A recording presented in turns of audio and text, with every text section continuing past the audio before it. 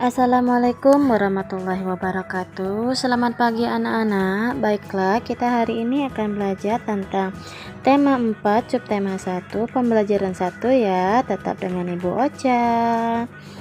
Tahukah kamu bahwa batik Indonesia sudah mendunia? Ini membuktikan bahwa produk Indonesia juga mampu bersaing di era globalisasi. Sebagai warga negara Indonesia, aku sangat bangga dengan hal tersebut. Ayo kita cari tahu lebih lanjut tentang bagaimana produk batik bisa mendunia. Hani, anak seorang pengrajin batik. Ayahnya seorang pengusaha kain batik. Dulu usaha ayah Hani kecil. Ayah Hani terus berusaha mengembangkan usahanya sehingga kain batiknya bisa terjual sampai ke luar negeri. Ayah Hani menggunakan reklame untuk mempromosikan produk batiknya. Berikut adalah reklame milik ayah Hani. Ini bentuk reklame ya, atau contoh reklame. Baiklah, kita akan mempelajari lebih lanjut apa itu reklame. Coba kamu kelompokkan gambar-gambar berikut, mana yang termasuk reklame dan mana yang bukan reklame ya. Ada 3 gambar ya. Sebelum mengelompokkan, kita harus tahu dulu apa itu reklame. Ya, reklame adalah suatu media yang terdiri dari gambar dan tulisan untuk menyampaikan informasi. Terus apa tujuan dari reklame? Bertujuan untuk menyampaikan informasi, untuk menarik perhatian masyarakat, mengenalkan suatu produk kepada khalayak umum, mempengaruhi masyarakat untuk membeli suatu produk, membangun kesan baik masyarakat terhadap suatu produk, bisa sebagai layanan masyarakat. Dari 3 gambar itu semuanya mempunyai ciri-ciri reklame ya.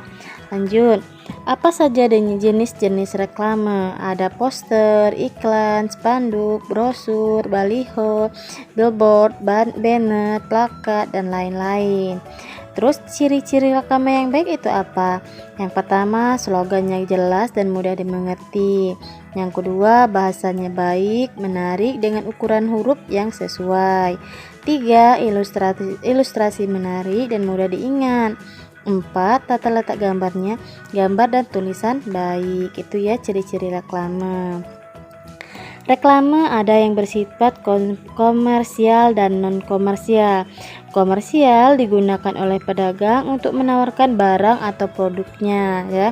Ya, itu ya, seperti itu ya contohnya. Sedangkan non-komersial digunakan untuk mengajak masyarakat untuk melakukan sesuatu hal, misalnya hidup bersih, hemat energi, dan lain-lain. Nah, contohnya sebagai berikut ya. Nah, itu contoh-contohnya.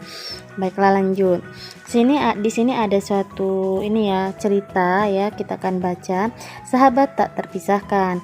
Hani dan Dwi telah berteman lama sekali sejak belum bersekolah.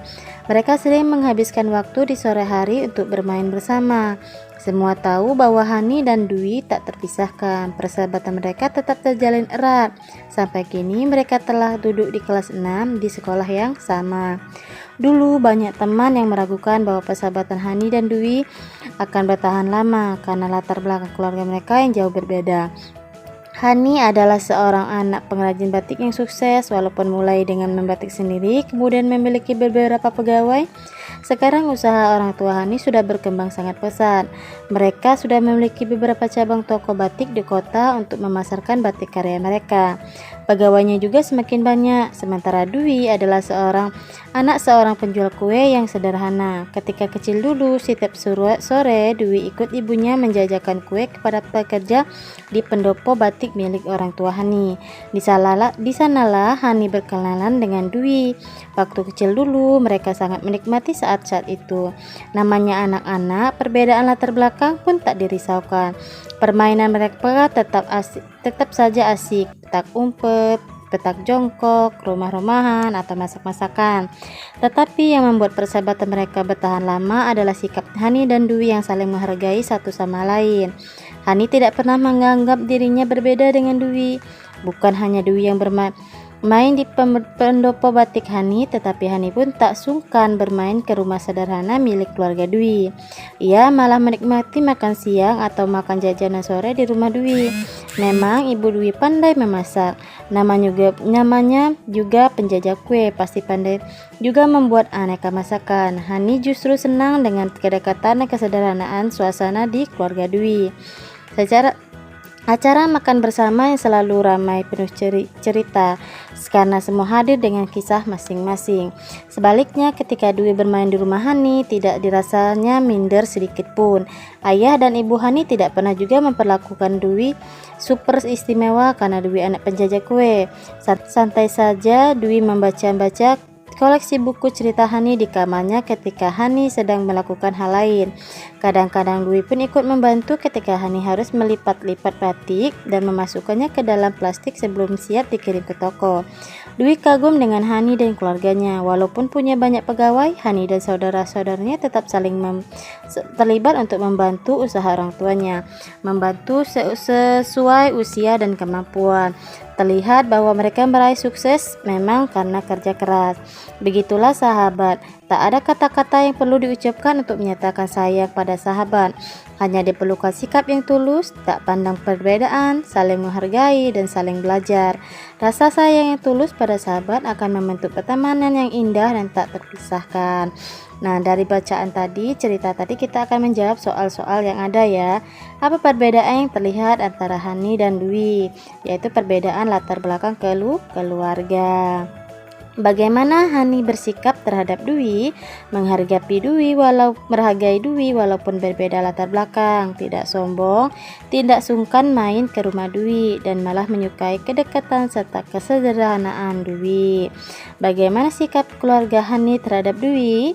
Walaupun Dwi anak penjajah kue, keluarga Hani tidak pernah memperlakukan Dwi super istimewa. Bagaimana Dwi bersikap terhadap Hani, saling menghargai, tidak malu ketika bermain ke rumah Hani, membantu Hani melakukan pekerjaannya dan mengagumi Hani yang rajin ya. Bagaimana sikap keluarga Dwi terhadap Hani?